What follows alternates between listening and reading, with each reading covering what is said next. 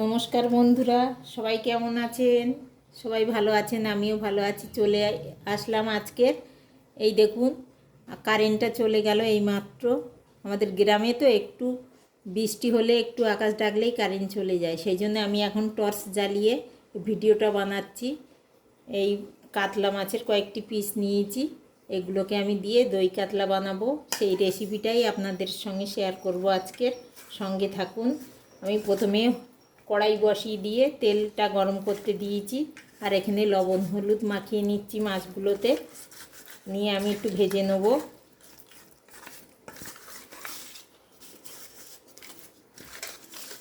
কড়াইয়ের তেলটা আমার বেশ গরম হয়েই গেছে। আমি একে একে এবার মাছগুলো দিয়ে দেবো।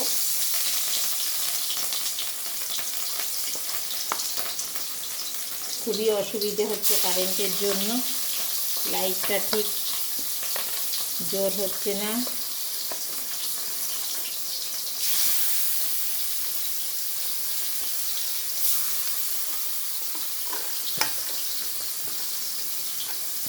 একদম মাছটা কিন্তু টাটকা, তাই ভাবলাম একটু দই কাতলা বানাই। বাড়িতে টক দইও আছে যখন, কোনো ব্যাপার না, হয়েই যাবে।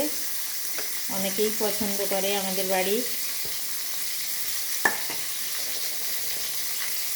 মাছগুলো ভেজে নিয়ে আসছি, সঙ্গে থাকুন। মাছগুলোর এক সাইড ভাজা হয়ে গেছে, আমি আবার উল্টে আর এক সাইড করে দিয়েছি, পাল্টে দিয়েছি। আমি এখানে কী কী মশলা নিয়েছি সেটা দেখিয়ে দেই। একটু টমেটো কুচি নিয়েছি, পেঁয়াজ কুচি, চেরা কাঁচা লঙ্কা, অল্প একটু রসুন থেঁতো করে নিয়েছি বাটিনি, আর কিছুটা ধনে পাতা কুচি নিয়েছি,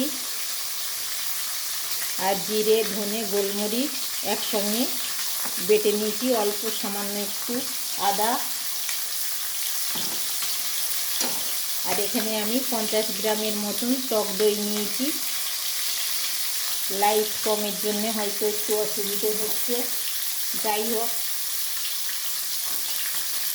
মাছগুলো আমি ভেজে নিয়ে তারপর দেখাচ্ছি। দেখুন, মাছগুলো আমার সমস্ত মাছগুলো ভাজা হয়ে গেছে, আমি তুলে নিয়েছি, বেশ লালচে করে ভেজে নিয়েছি। কারেন্টের জন্য একটু অসুবিধে হচ্ছে দেখাতে, যাই হোক। এবার আমি ওই তেলের মধ্যে পেঁয়াজ রসুন তুলে দিয়েছি। এবার আমি দিয়ে দেবো টমেটো কুচিগুলো।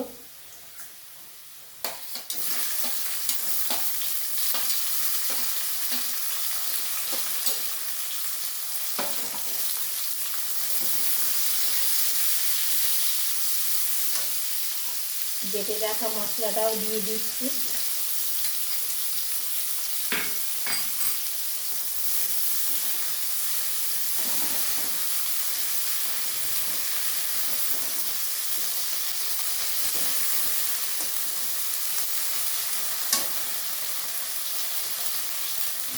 মশলার বাটি ধোয়া একটু জল দিয়ে দিলাম।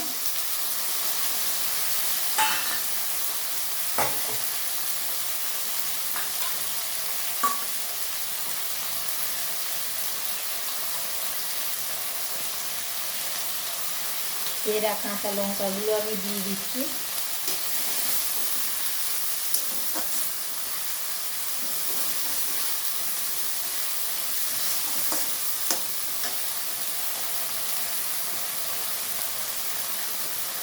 কিছুটা আমি লাল লঙ্কার গুঁড়ো দিয়ে দিলাম।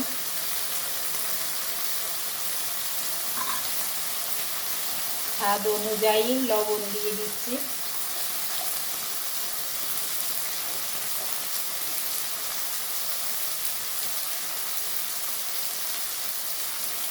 পরিমাণ মতো হলুদ দিয়ে দিলাম। রান্নাটা একটু সাদাটে হবে, যেহেতু টক দই দেওয়া, তো খুব বেশি কালার হবে না।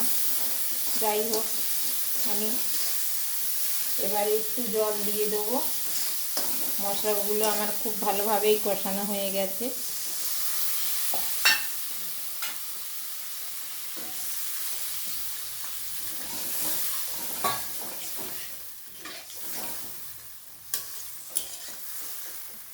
এবার আমি ফুটতে দেবো। ফুটে উঠলেই আমি মাছগুলো দেব। ঝোলটা আমার ফুটে গেছে, এবার আমি মাছগুলো দিয়ে দেবো।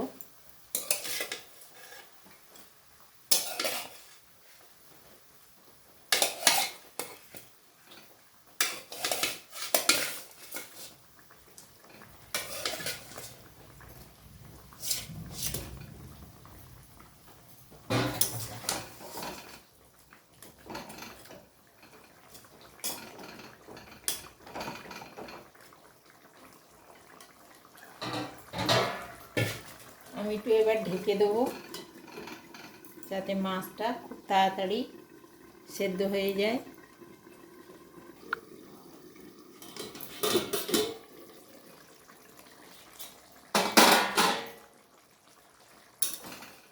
আমার খুব সুন্দরভাবে মাছগুলো হয়ে গেছে দেখছি। এবার আমি ধনেপাতা কুচিটা দিয়ে দেবো।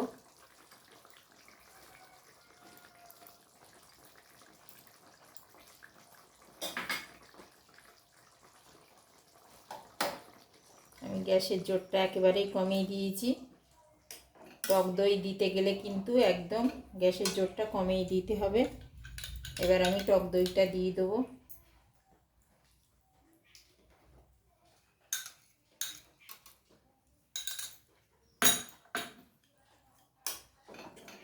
কিছুক্ষণ পর আমি নামিয়ে দেবো। অল্প আঁচে কিছুক্ষণ হবে।